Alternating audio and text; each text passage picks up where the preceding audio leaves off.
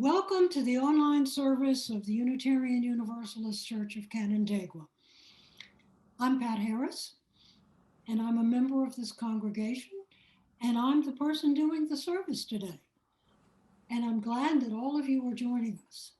And I really have to say, happy Thanksgiving, happy Christmas, happy Valentine's Day to everyone. I have some announcements today.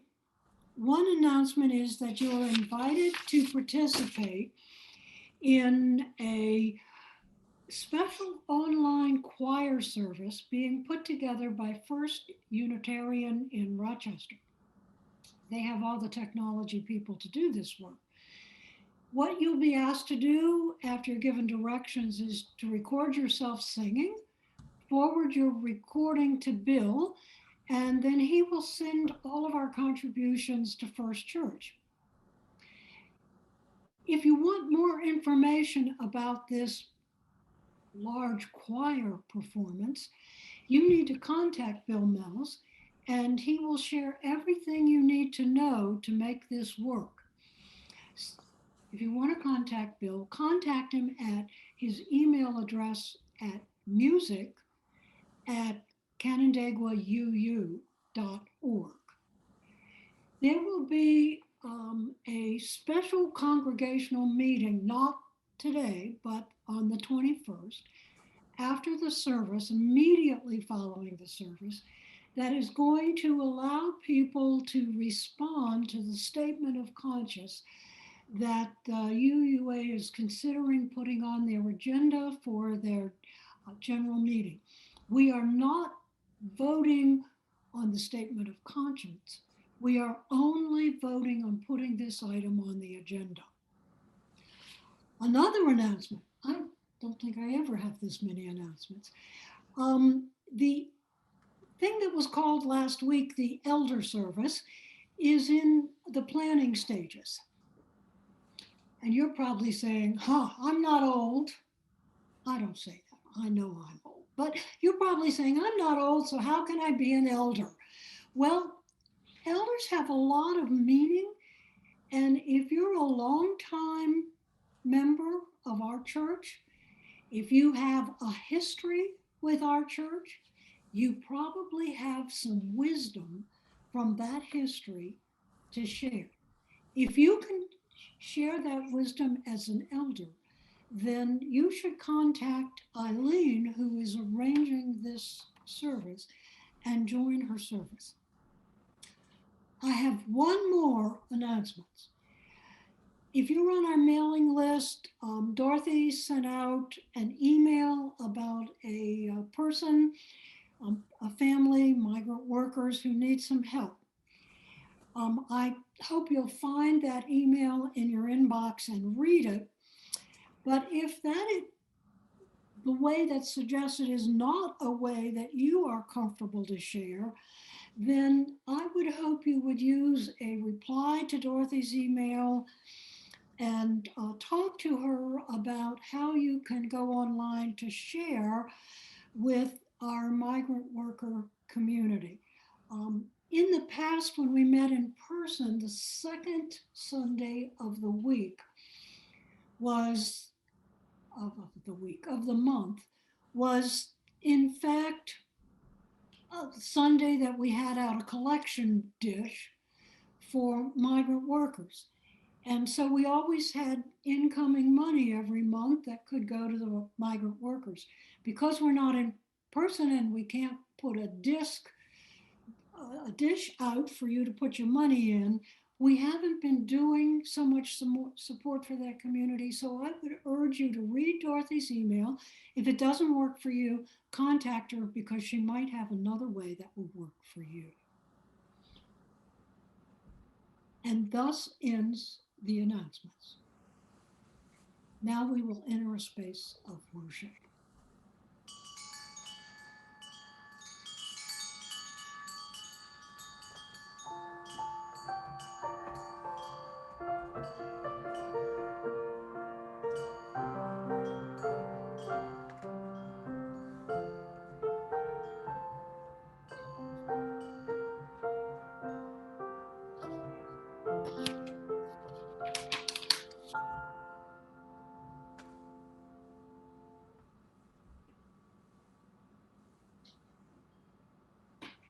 It's now time for our chalice lighting. And if you have a chalice or a candle or an electronic candle or anything, you might want to light it as we share our words together. We gather this hour as people of faith with joys and sorrows, gifts and needs. We light this beacon of hope, sign of our quest for truth and meaning in celebration of the life we share together.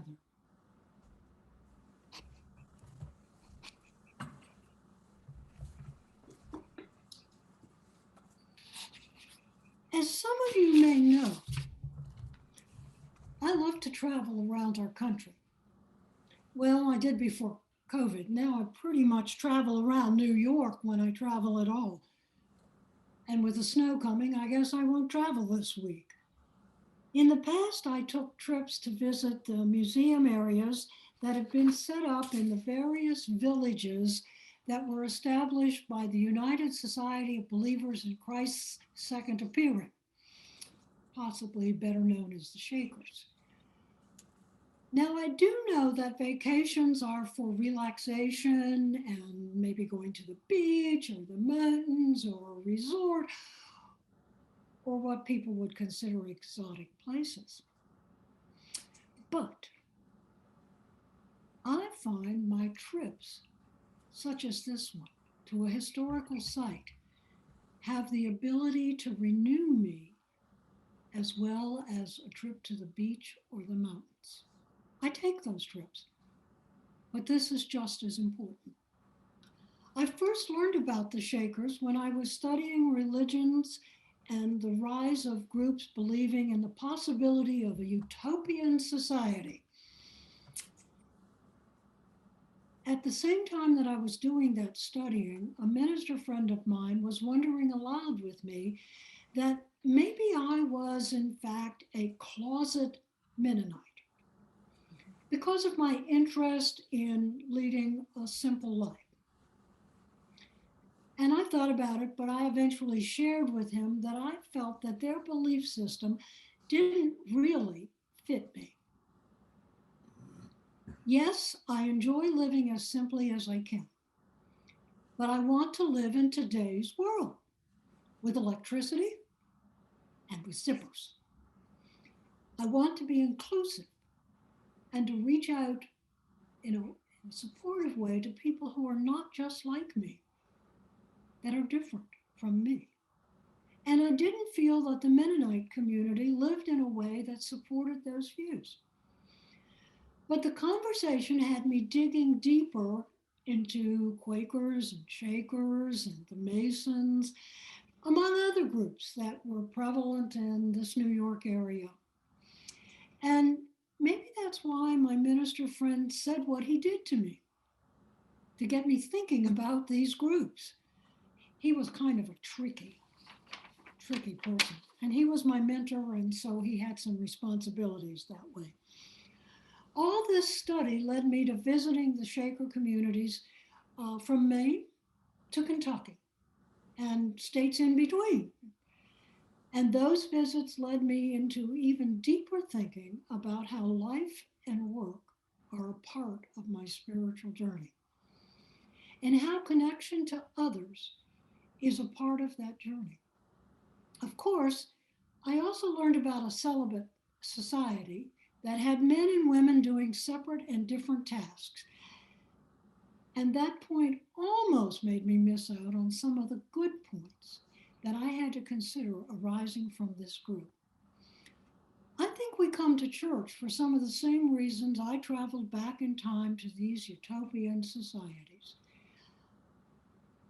We come to be inspired to deeper thinking about our lives and about our spiritual journeys. Now we're going to go to our opening hymn, For All That Is This Life, hymn number 128.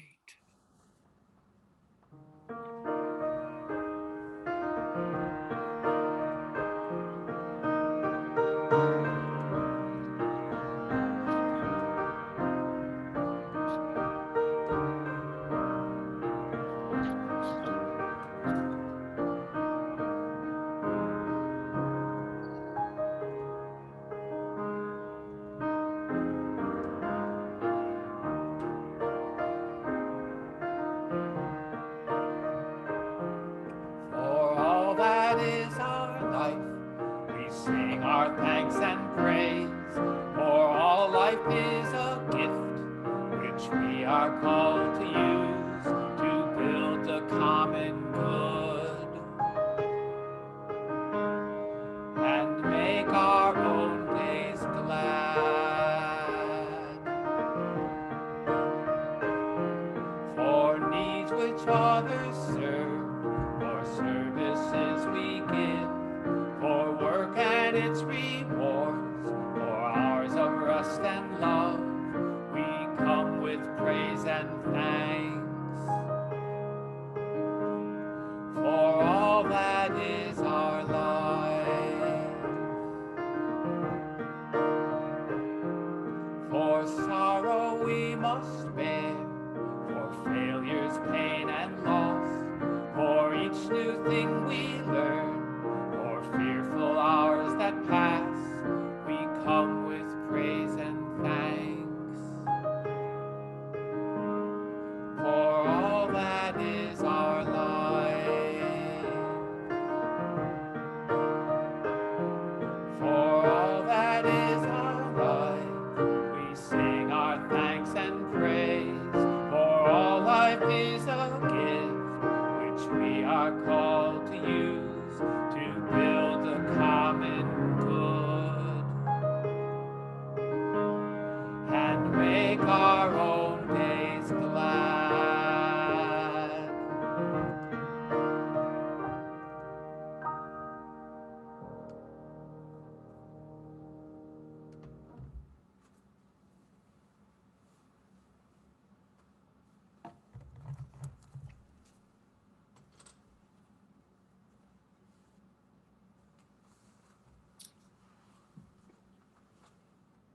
Now it's time for us to share our story for all ages.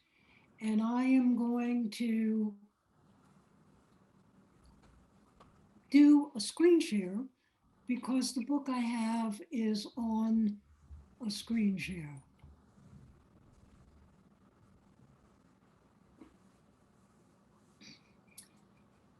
This book is called Living in a Shaker Family. And this first view is of one of the Shaker communities.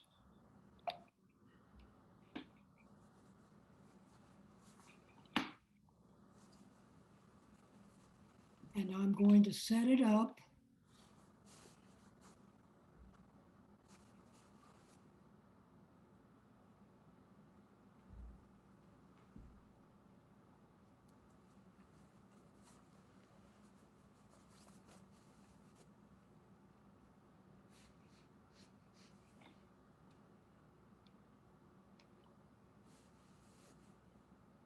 A long time ago, some people wanted to share whatever they had, and they decided to live together in a large family. Now, a large family might have been 50 people, 100 people, or more. The family lived in a big house. Here's a picture of their house. The children had a special part of that house. The boys shared bedrooms on one side of a hall and the girls on the other side. There was a men's side and a women's side. Every morning, someone pulled the bell rope and rang the bell. Every day, because the family was so large, everyone did things at the same time. But boys and men did things separately from girls and women. The children got up, got dressed, made their beds, and then they did some other chores around their farm before breakfast. Everyone ate all their meals in the dining room together. It was a very large room. When it was summer, the girls went to school for part of the day. The boys went to school for part of the day in the winter. Both boys and girls learned reading, writing, math, social studies, and science, although they might have called them other things. Boys would learn farming skills and how to make things to use, to sell, and to enjoy. Girls would learn homemaking skills. and how to make things to use, to sell, and to enjoy. The Shakers taught the children that hand and heart and thinking were all important in work. They learned to use their hands to do the best work they could do, to know in their hearts that working was being thankful for all they had, and to think about inventing new things for making work easier. On Sunday, everyone went to the meeting house. They would be quiet, sing, and even sometimes they might dance, particularly when the societies were first made. Today, you could visit some of these Shaker communities. No families live there now, but you can see things that they made and learn more about their communities and participate in some of the same activities that Shakers did several years ago. That is the end of our story for all ages.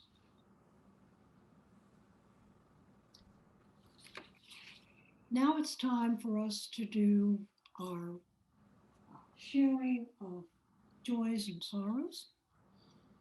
We're a community that holds one another in our celebration and in our pain. So please share your joys and sorrows in the chat box in Zoom. You could use the comment section in YouTube if you were coming on that way. Know that whatever is in your heart, we are with you while you're sharing. So please share now.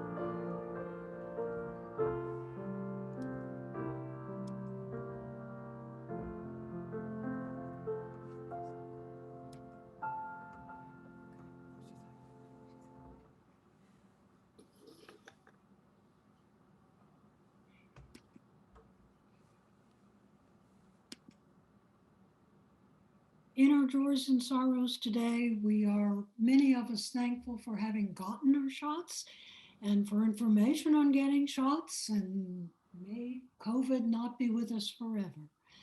We're thankful for Soul Matters groups and being able to get together. We are thankful for adopted dogs, and we are most supportive of the brother, the family of the brother whose dementia is getting worse. We hold all these thoughts in our hearts. And we not only have thoughts for our shared joys and sorrows, but for those we hold silently to ourselves. We are with you. Now, it's time for us to talk about our offering. Our offering is important to us because it's how we survive and how we participate in the community as a church. You can give online at canandaiguauu.org/connect, or you can give physically by sending your check to the church. In either case, note on your contribution that it's for today's service so that we can share 1/4 of the amount at the end of the month with our service partner. Our service partner this month is the Rochester Association of Black Journalists. If the amount of money is for your pledge, please also put that on your check or in the notes when you do an online offering. And now's the time for centering and shared silence. We take the time to be quiet for a while. So get comfortable. I want to start our meditation with a reminder that the Shakers' best known song is probably Simple Gifts. And that song says, "'Tis a gift to be simple." So focusing on their belief in a possible utopian life with simplicity of life and form as a central element, I want to introduce the meditation with a poem written by Richard Wlodarski that's titled "The Art of Simplicity." And it's a very short poem. It's probably simple. Simplicity is what ought to be. Simplicity is true beauty. Simplicity is life itself lending itself to your true self. In simplicity, you find yourself, and through yourself, you find what is supposed to be. Please take a few minutes for silent meditation.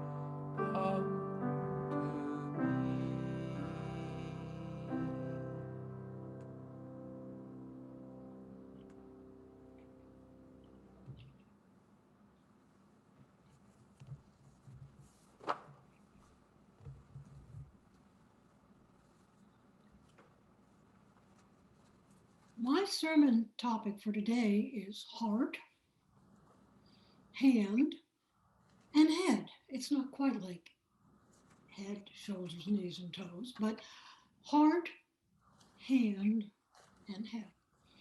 The question for today is, how do these three things go together for us as UUs? But before I ask you to think more about this question, I want to share with you a little bit of information about the Shakers. I think this group combined heart, hand, and head in their daily lives, and that they may give us some insights into answering the question that I'm raising. So here goes a quick history on this religious sect. The Society of Believers was a Protestant sect founded in England in 1747. Their foundation was based on two groups. One was the Quakers, who taught that direct knowledge of Christ was possible to the individual without any need for a church or a priest or a book. Their belief that God exists in all people caused many of them to be sensitive to injustice and to be pacifists. The second religion that served as a foundation for the Shakers was the French Camisards. They believed that some of their leaders were prophets, believing that they heard the word of God. After being heavily influenced by this French group, the Shakers, who started out as a part of the Quakers, developed along their own lines.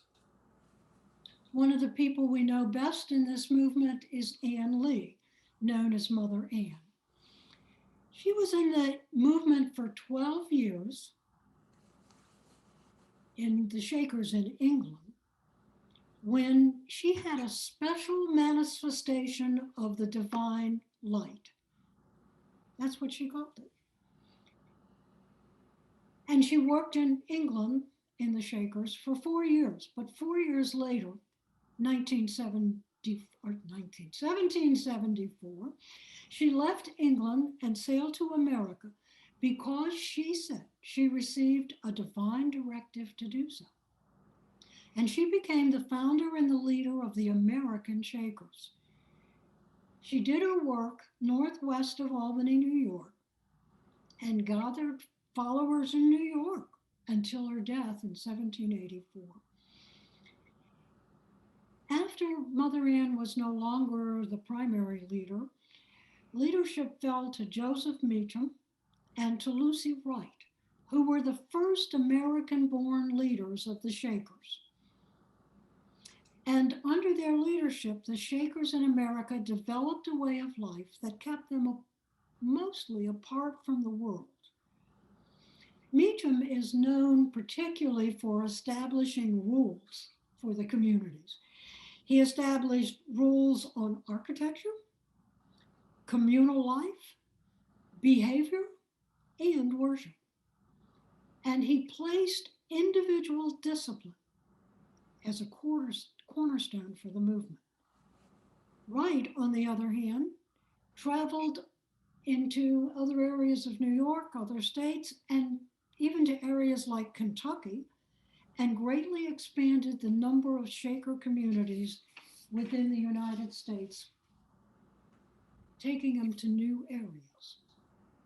Under the new rules, the Shakers practiced communal living where all property was shared.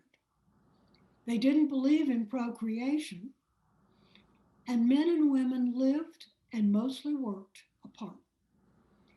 They had to adopt children and recruit converts into their community to continue and to grow. Those that were adopted were also given the choice to either stay within the community or leave when they turned 21. And if they chose to leave the community gave them support for going out into the world. This movement was the longest lasting communal religious society in America.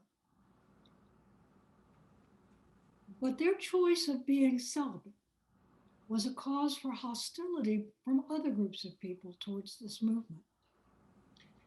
Some other things also caused hostility. The Shakers had advanced notions of gender and racial equality. Under their rules, men and women had equal leadership roles. There was a hierarchy of elders and eldresses where the men and women were in equal leadership roles. They viewed God as a duality, containing God the Father and God the Mother. They did other things too. They sheltered runaway slaves and they sheltered members of indigenous tribes. These notions of equality were a second cause of hostility toward this movement. The Shakers also believed in opportunities for intellectual and artistic development. They believed in simplicity in dress, speech, and manner, and all of these were encouraged, as was living in rural colonies away from the corrupting influence of the cities. In this, they were like other utopian societies founded in the 18th and 19th centuries. The Shakers did believe it was possible to form a more perfect society upon earth. This idea was a third cause of hostility toward them. The Shakers did allow contact with outsiders. Many outsiders observed their religious practices. Their services sometimes were very popular, although sometimes not understood. But most of the believers had fairly limited contact with outsiders because much of the interaction was conducted by persons who were selected to be in the role to work with the community. They were known as temple managers. The Shakers are credited with some inventions that they shared with the world, and they adopted other inventions from the world that they then adapted so they were better. The community meeting house was the center of Shaker worship. Spontaneous dancing was a part of the Shaker worship until the early 1800s, when it was replaced by a choreographed dancing. Feet moved, hands moved in different ways. But by the end of the 19th century, dancing had pretty much ceased in the worship, and services consisted of singing hymns, testimonials, sometimes a short homily, and silence. So there, I gave you a quick history. Well, maybe not as quick as some of you thought I might do. Today, we also enjoy the artistic accomplishments of the Shakers, and many of you love the song Simple Gifts, one of their artistic accomplishments. Some of you know about their furniture with its clean lines or the Shaker cabinets and kitchens. I'm going to share with you a few pictures of, uh, of things that may help us think about heads and hands and what is happening in the Shaker community.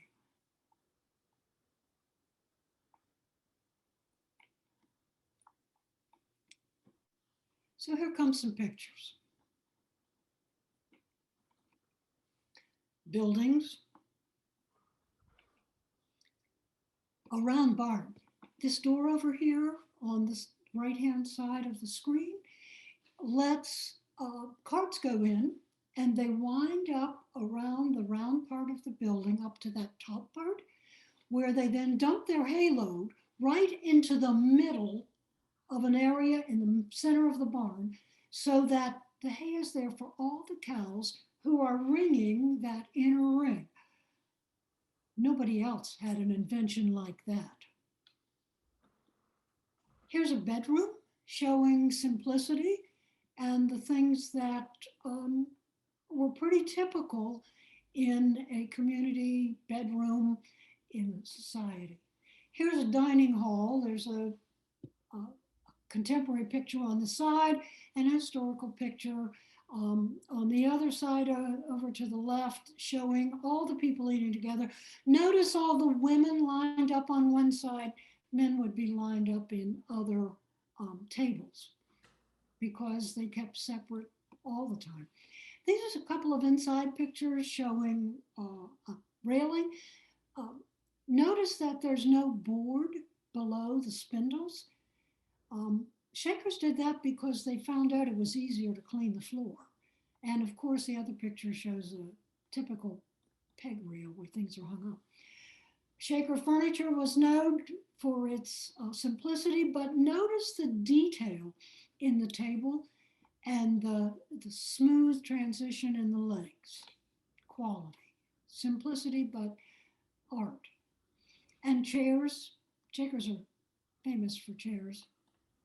And here's a box that could be considered a piece of artwork, but it wasn't. It was made for holding things. It was a necessity item, but notice that the dovetail areas to keep the wood from expanding and pulling out the tacks. And if you took off the top and you put a handle on it, it became a scoop. Here's a couple of pictures from the laundry room because they were kind of famous in what they did in the laundry. A pulley system to take things to the attic, an attic system on the right for drying clothes. Now, I throw my clothes in the electric dryer. Many of you probably do too, because today is an example of a day it wouldn't do any good to try to hang them on the line. And so it was true in New York and history. And so it was true in Massachusetts and New Hampshire, Maine. And so they invented racks to be in the attic, which was the warmest part of their house. And of course, they had artwork. I just put these Tree of Life artworks up that are from original Shakers. Shaker gifts are with us today. There are plans for building tables. There are items that try to pick up the line of Shaker materials with simplicity. There's the Shaker cabinets in the kitchen, and there are groups who are doing the Shaker dance routines from what they have learned from the historical things. So the Shakers have not totally gone away. From these pictures, I hope that you can get a feel for both the heart and the hand of Shakers at work. And Shakers did work. Work and worship were not separated in their world. They were considered that if you did work and you did it well, and that work mattered, then you were revealing gifts, gifts that you were given by God. And it was felt that hand and heart were working together in worship. Now, it is interesting because some of the choices made by the group might seem to be in conflict. For instance, they had a belief in gender equity, but their rule for having men and women remain almost always apart meant that men and women did different work on the farms and in the workshops. Keeping fields and cows, doing woodwork, building the buildings was seen as men's work. Women cleaned, cooked, made clothing, did the laundry. Maybe roles not so different from the world at the time of the Shakers. So gender equality came into play in leadership roles rather than in work roles because their need to keep the sexes apart meant that work had to be different for the two sexes. It was true that in all the work, both genders focused on doing quality work, keeping the processes as simple as possible and working in an orderly way. So heart came in to work because it was heart and hand together, but heart also came into play every day in the communal life of the Shakers. for people to share everything equally, to do the work that they did to benefit everyone, to live in a life that ran on a schedule with a bell so that all could benefit, meant that respect for others, concern for the well being of all, and an other focus rather than a me focus were traits that had to grow within the people in the community. Of course, those things didn't grow in some people and they left the community. But you might be wondering, I'm talking about heart, I'm talking about work and hand, but how does head fit into this style? Well, I'm going to tell you that inventiveness was held in as high esteem as was artistic accomplishment. Poems, music, pictures, art of different kinds. But inventiveness was held just as high. For example,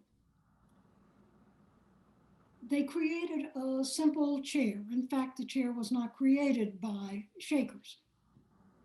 A ladder back chair. You probably know them with the steps up the back. Well, they shared the best of the woodworker's skill in the simple ladder back chair, but they also gave some time to thinking about design. Instead of having a customary rush seat or even worse, a slat seat, woven tape was used to make the chair more comfortable. And instead of the straight back that the ladder back chair had, they began to angle the back for more comfort. And the back legs, well, the back legs had tilter feet. Tilter feet allowed the chair to lean back without denting the soft wood floors. Now, there were rules that said that seats should not ever be leaned against walls. Those were rules. But believers often didn't do so, and so to save the floors, they put on tilter feet. Invention was respected. There's a list of inventions that's very long that came out of the Shaker communities, but I'm just going to share a few items with you. A wheel-driven washing machine instead of a hand scrub board. A water-powered cooling fan. The flat broom that we know today as opposed to the round brooms that were in use at that time. An automatic seed planter. An apple parer and corer. I have one of those downstairs. I should have brought it up and put it on my desk, I guess. And a threshing machine. Those are just a few of the things that they invented. There was another head trait of Shaker life, and that was the quality of education that was given to all of the adopted children. All were taught to do a variety of tasks that sustained the community. And although Mother Ann could neither read nor write, as was typical of most women of her time, that was not true of the adopted children, both boys and girls. Although boys were educated in the winter, as I said in the children's story, and the girls in the summer, equality in education was maintained. In later years, the quality of the schools in the Shaker community were so high that outsiders often chose to send their children to school there. And those who chose to leave the society at 21 left with both a trade and book learning that was exceptional in agricultural communities of their time. So I think Shakers put heart and hand and head together in their everyday life. But now the hard part is, what can we take away from that today that could help us answer this question? How do these three things go together for us as UUs? We may have some problems translating their beliefs and roles to our current lives. It is clear that significant differences exist in life today. Most of us are not farmers. We live in small towns and cities. Many of us do not work in the building trades or furniture making or rug making or sewing clothes. And we may have more overlap between men's and women's work than we saw in the Shaker communities. And most of us, as you use, don't live in large families with unrelated people in one house sharing our days at the same time on the same schedule and sharing all our meals in a very large dining room. And forming such a community might easily be thought today as forming a commune. Community, commune. If we did form a large family in the Shaker tradition, that might get us called a cult, a not positive word in today's society. Although sometimes I think you use are called a cult. So, what can we take away today when these things get in our way? I think there are four things that we can take away. The first is that, like the Shakers, we can be focused on doing quality work, keeping our work processes as simple as possible and working in an orderly way. In today's language, that might be somewhat akin to working smarter rather than working harder. A catchphrase in the business world not so long ago.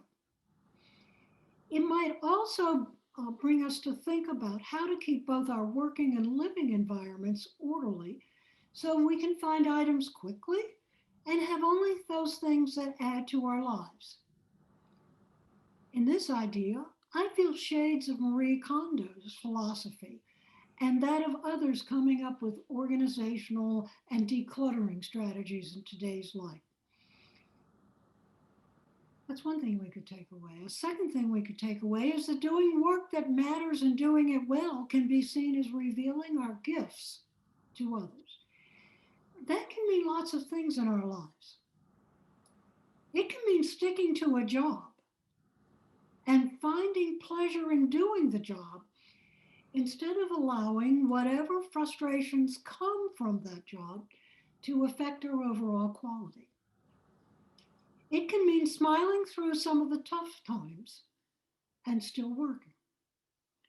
It can be a good idea to find something to make the situation tolerable rather than having an attitude that makes the situation even worse.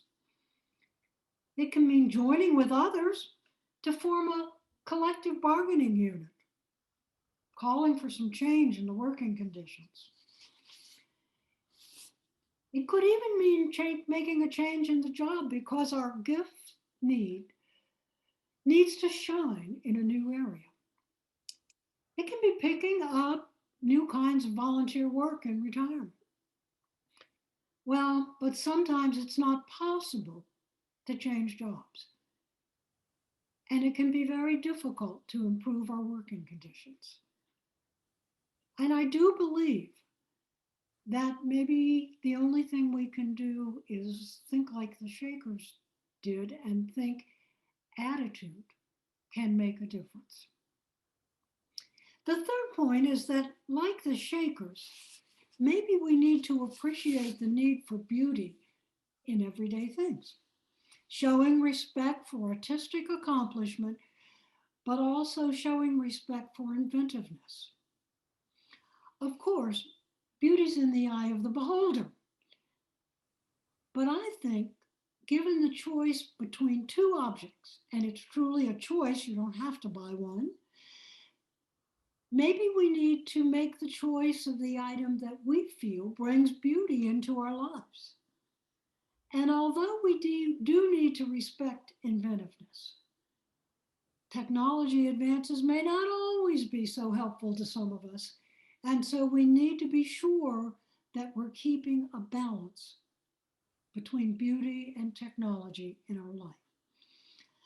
My last idea is that the traits required to remain in the Shaker community might have meaning for us.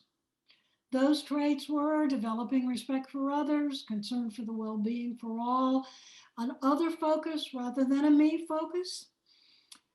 I think that many of us generally buy into these ideas. but maybe we need to focus on them so they are not lost in our very busy lives. Respect for others is more than just using polite phrases like please and thank you. But polite conventions go a long way towards helping us show respect. It can include that you develop the ability to listen and be present, address mistakes with kindness, make decisions based on what's right and not who we like. We had some people doing that.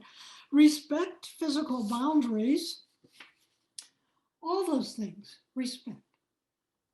Concern for the well being of others must include considering the needs and difficulties of others and taking an active interest in their feelings, their capabilities, and their perspectives, so that you can help them with the difficulties they face while acting with integrity and warmth. Having an other focus rather than a me focus does not mean having a focus on others to the exclusion of taking care of yourself. Happiness gurus of a few years ago suggested that we may gain happiness, much more happiness, from helping and giving to others. But recent writing suggests that total focus on ourselves, on others instead of on ourselves, can sometimes lead to burnout and exhaustion. So I think an other focus must be accompanied with steps that help you create balance.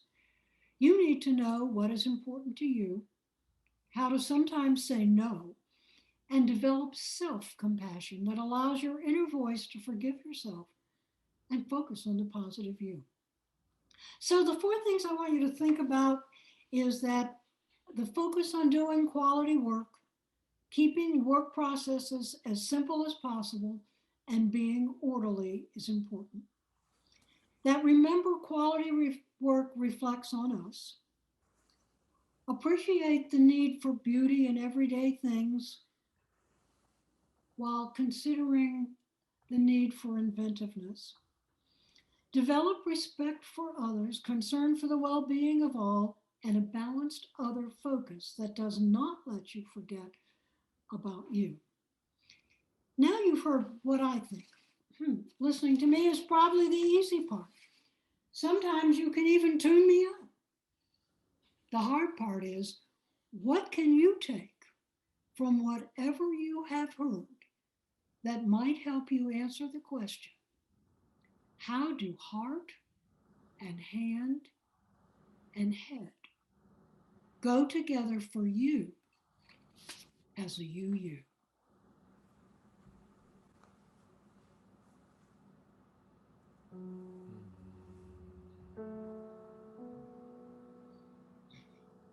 What the dew is to the flower, gentle words are to the soul, and a blessing to the giver, and so dear to the receiver, we should never withhold.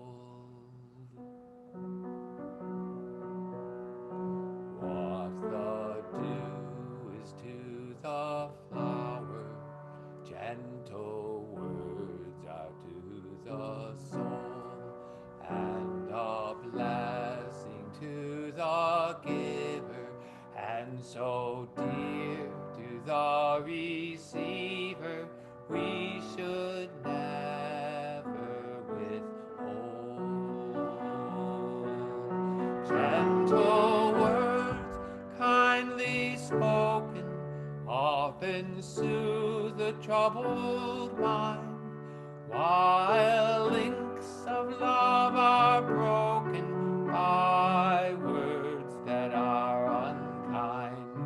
Then, oh, thou gentle spirit, my constant guardian be, do to others be my motto, as I'd have them do to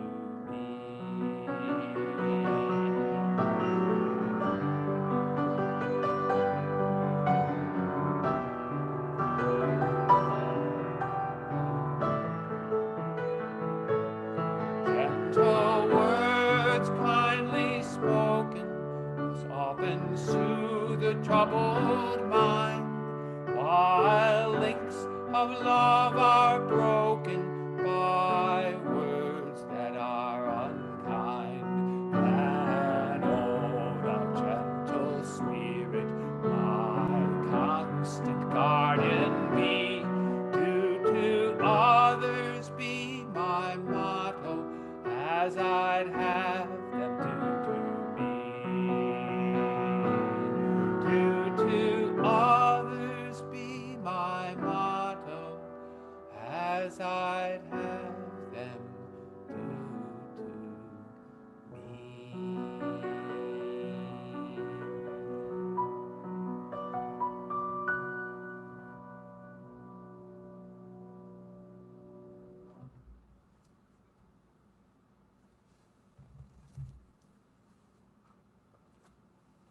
May your heart, your hands, and your head, all working together, lead you into a joyful life. Our closing hymn is Simple Gifts.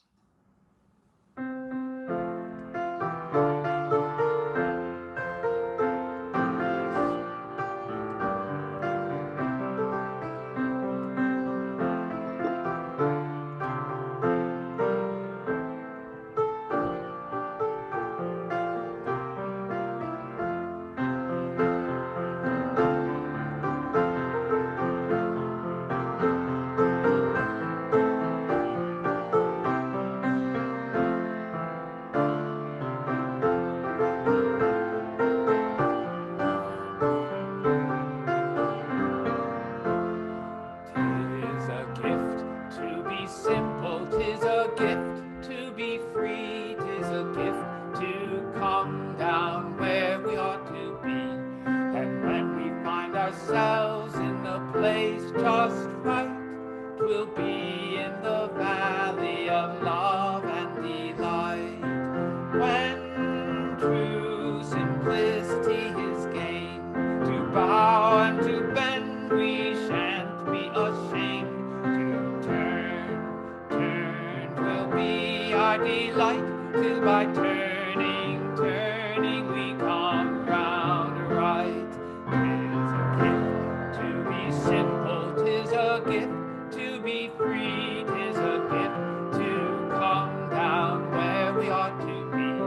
And when we find ourselves in the place just right, 'twill be in the valley of love and delight.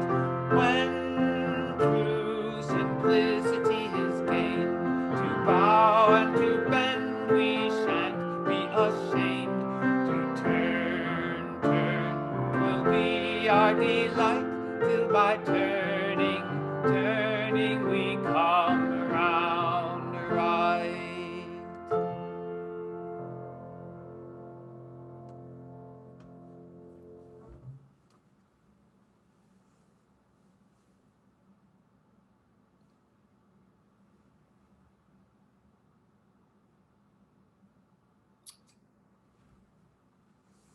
Now it's the time to extinguish our chalice. We extinguish this flame, but not the light of truth, the warmth of community, or the fire of commitment. These we carry in our hearts until we are together again.